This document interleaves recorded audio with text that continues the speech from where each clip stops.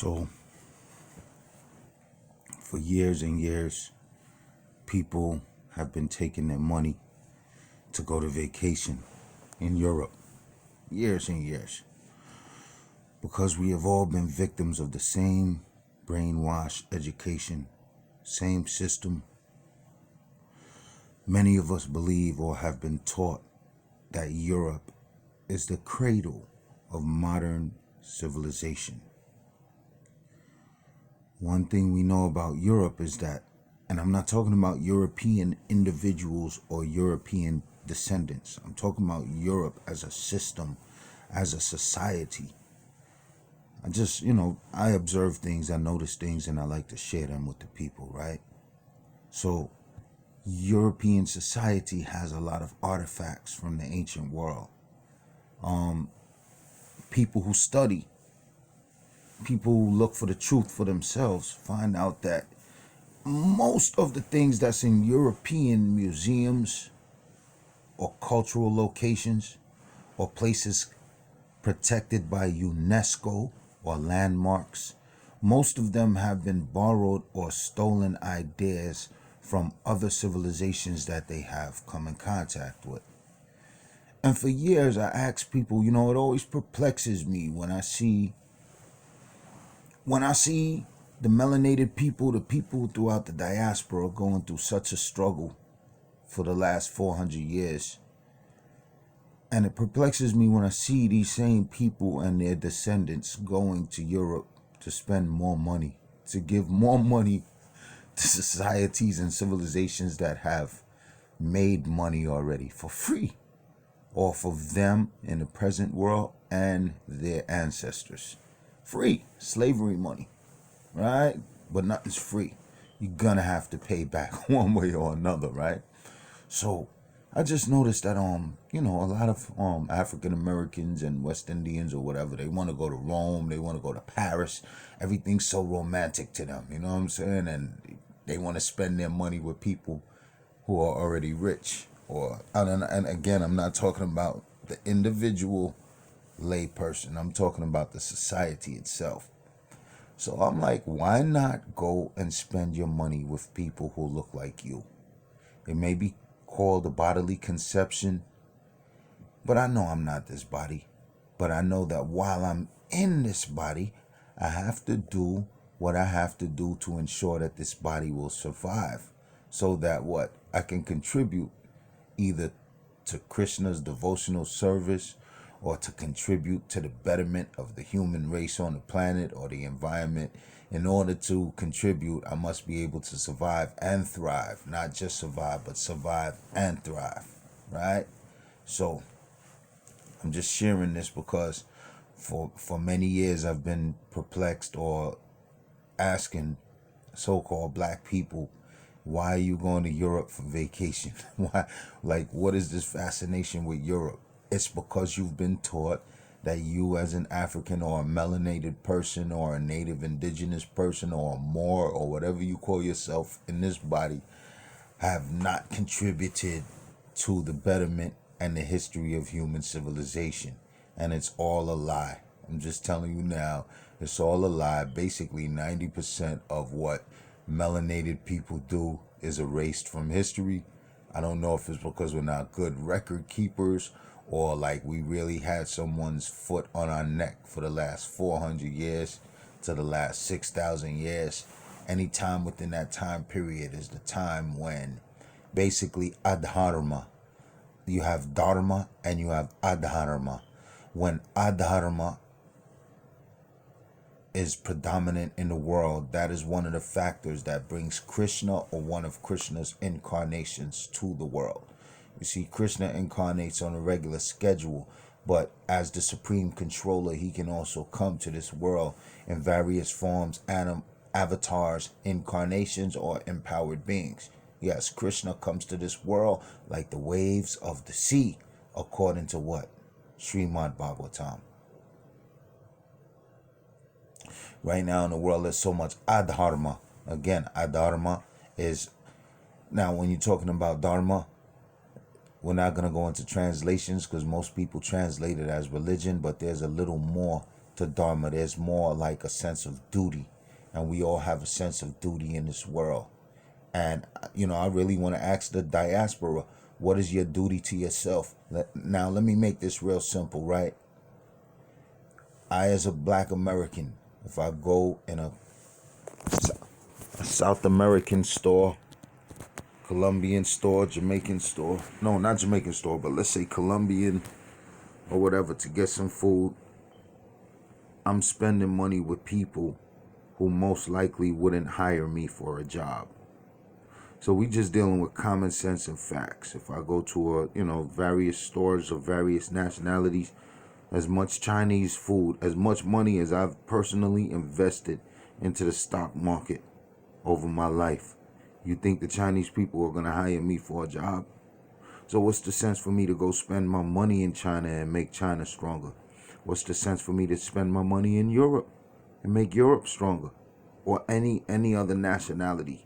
When I'm here, if I'm looking for a job, I have to depend upon the mercy of other nationalities. So I'm just asking people throughout the diaspora, whether you're a Christian, you're a Muslim, or no religion, or whatever you believe you are, or more or non-more, what's the fascination with spending your money and empowering communities other than your own? So yeah, all my real people understand this video, you know what I mean? And when I say my real people, I ain't talking about your race. I'm talking about my real people, my spiritual brothers and sisters. They know what time it is.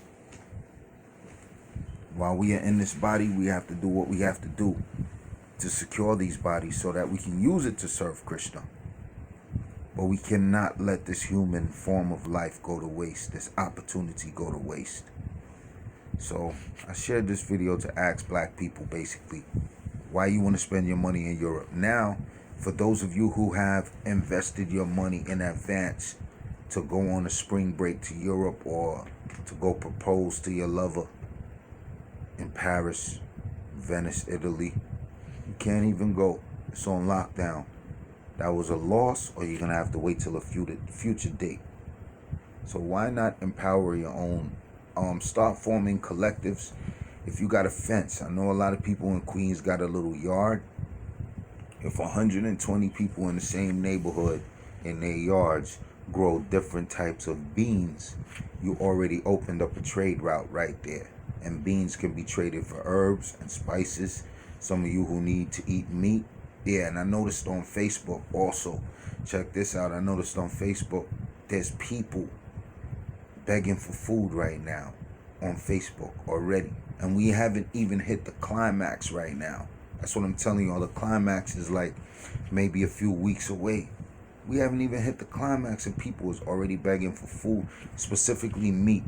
So I feel sorry for the people who feel that they cannot survive without meat. If you feel like you can't live on this earth without eating meat, you're probably going to be a flesh-eating zombie in the next few months, if America doesn't recover. China is already about to get back on their feet, and they bought up all the stocks at a low price.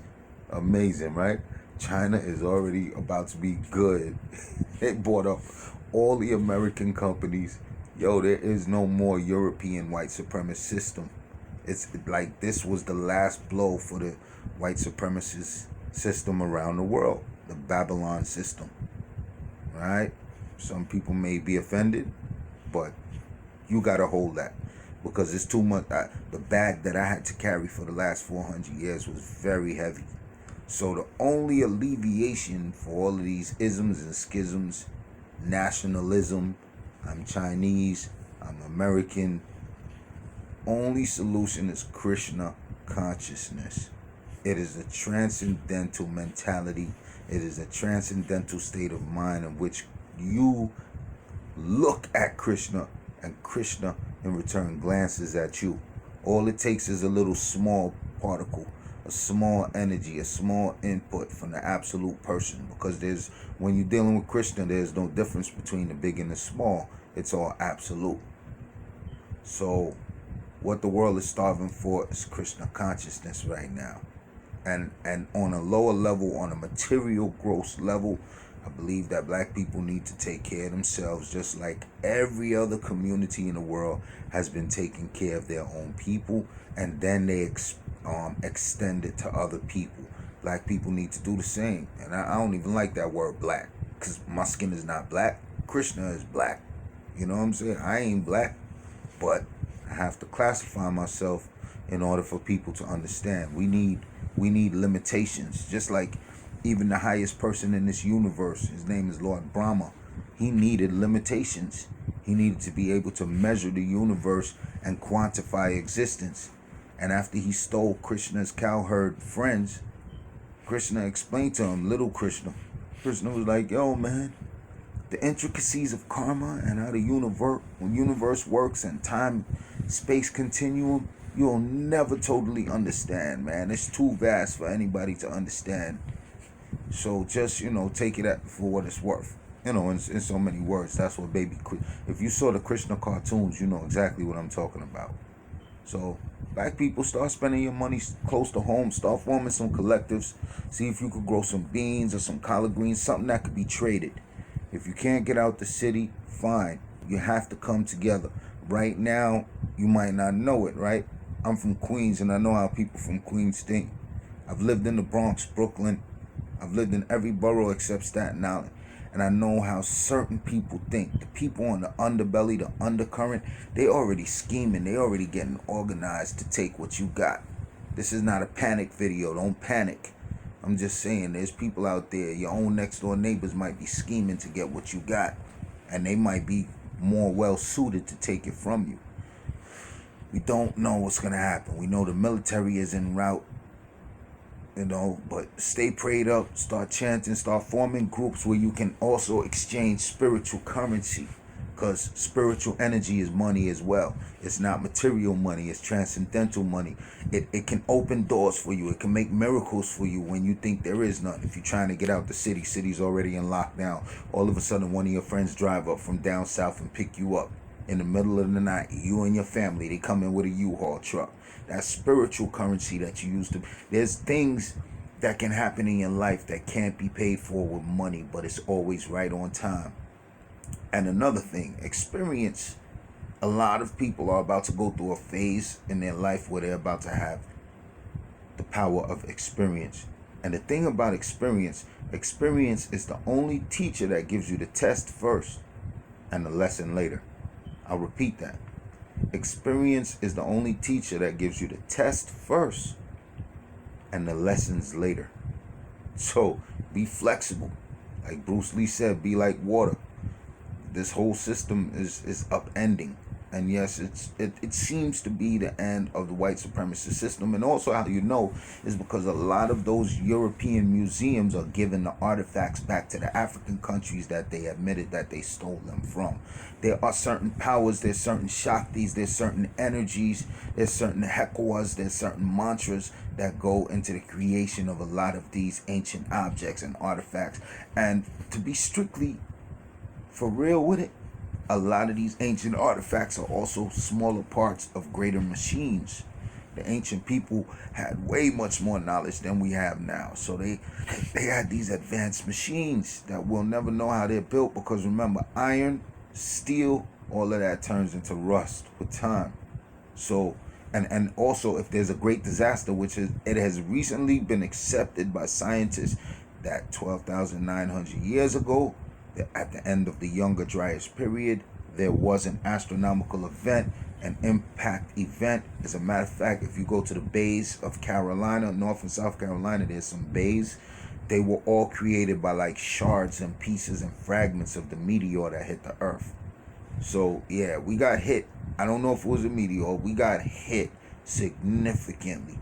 And there was massive floods and massive fires and massive ice ages, and it was just crazy, B, right at 12,900 years ago. And incidentally, or coincidentally, I was reading an article a few years ago, scientific journal, and they were saying it wasn't no black thing, it wasn't no like, oh, woo, woo, woo. Nah, it was straight. Scientific journal said that the European Caucasian form of the white man came on this earth or appeared approximately 12,900 years ago. So I don't know if they landed on the comet or the vehicle that hit this earth. I don't know if you brothers came from another world, but there is a European brother who basically said white people are not human and they come from another world. So that, you just got to connect the dots for yourself to understand the origins of a human story. It's, again, the spirit soul, it doesn't matter if you're black or white, because Krishna never said, I'm only for the people of earth, or I'm only for the black people, or I'm only for Indians, or I'm only for white people. Krishna does not say that. Krishna says he's the seed-giving father for all living entities. So now that we are all on this planet together, we must find our place, and we must work accordingly. So I'm about to take some steps towards doing that later today, as a matter of fact. Wish me the best, everybody. Times are changing, and we can have a utopia on earth. We can have a Vaikuntha on earth if we're really serious about it. Hare Krishna, Krishna Krishna, Hare Hare, Hare Rama, Rama Rama, Hare Hare.